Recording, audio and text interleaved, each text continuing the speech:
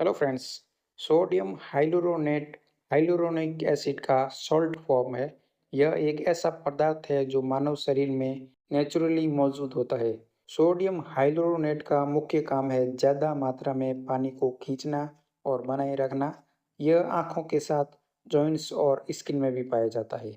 Sodium hyaluronate आई drop को artificial tears भी कहा जाता है, जिसकी ज़रूरत तब होती है जब आँखों में हाइलुरोनिक एसिड की कमी हो जाती है।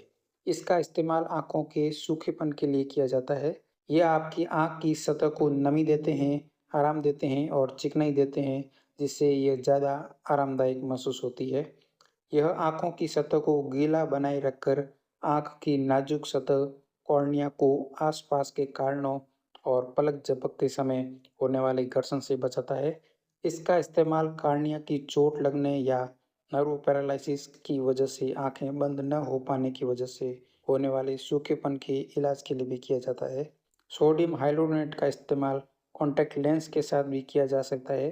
सोडियम हाइड्रोनेट के अलग-अलग कंसंट्रेशन भी मिलते हैं, जो आमतौर पर 0.1 से 0.3% तक होते हैं।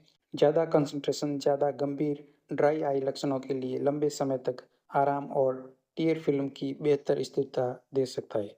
Thank you.